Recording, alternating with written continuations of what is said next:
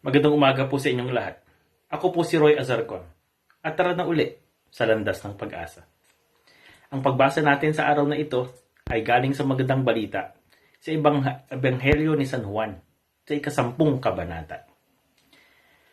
Ang Ebanghelyo ay tungkol sa mga taong ayaw maniwala kay Jesus. Ang sabi nila sa kanya, "Sinabi ko sa inyo, ngunit ayaw ninyong maniwala. Nakikinig sa akin ang aking mga tupa. Nakikilala ko sila at sumusunod sila sa akin. Binibigyan ko sila ng buhay na walang hanggan. Kailanmay hindi sila mapapahamak at hindi sila maaagaw sa akin ni numan. Ang aking ama na siyang nagbigay sa akin ay lalong dakila sa lahat. At hindi sila maaagaw ni numan sa aking ama. Ako at ang Ama ay iisa." Kaibigan, meron ba kayong nakilala o na-encounter na kahit anong paliwanag at pagtuturo ay matigas pa rin ang kanilang ulo o kanilang puso? Sinabi na kung ano ang bawal at patuloy pa rin ang ginagawa. Bawal na pagkain, bawal na gawain, ginagawa pa din. O tinuruan mo na nga ng tama, pinakitaan mo na ng ebidensya, pinaliwanagan mo na, ay hindi pa rin sila naniniwala. Minsan, kaibigan, ang mga taong matigas ang puso o ulo ay hindi naman ibig sabihin na may problema sa utak o mahina ang ulo.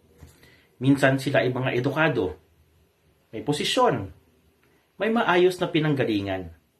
Kaya lamang, bakit hindi sila sumusunod o naniniwala? Maaaring kontra sila sa taong nagsasabi ng totoo.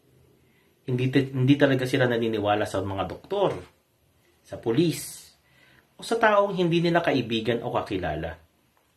O di kaya'y mas pinaniniwalaan nila ang kanilang sarili kesa sa ibang tao.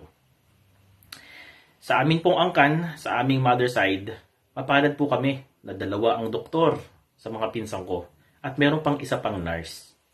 Kinasal pa ang best friend kong doktor sa isa kong pinsan.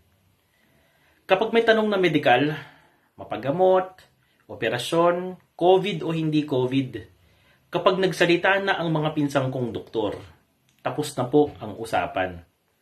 Kahit mas matanda pa ang nakapagbasa ng balita o nakapanood ng video na pawang may katotohanan.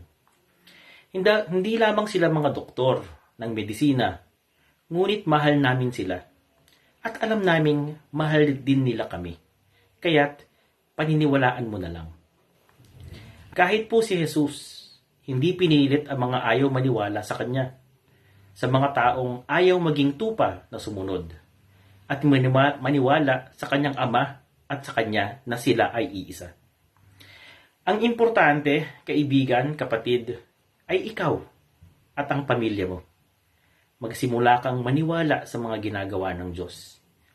Hayaan mong makita ng pamilya mo, mga mahal mo sa buhay, mga kaibigan mo, ang pagbabagong nangyayari sa iyo sa pagkilala at paglapit sa Diyos. Kapag tayo mismo ang naniwala sa ating ebanghelyo at kay Jesus, makakamtan po natin ang promise ni Jesus sa dulo ng ating ebanghelyo. Sabi ni Jesus, "Binibigyan ko sila ng buhay na walang hanggan. Kailanmay hindi sila mapapahamak at hindi sila maaagaw sa akin ni numan." Kung kayo po ay na-bless ng video na ito, paki-like naman po ang page at paki-share ang video sa inyong mga kaibigan at mahal sa buhay. Muli, ako po si Roy. Pagpalain kayo nawa ng ating Amang punong-puno ng pagmamahal.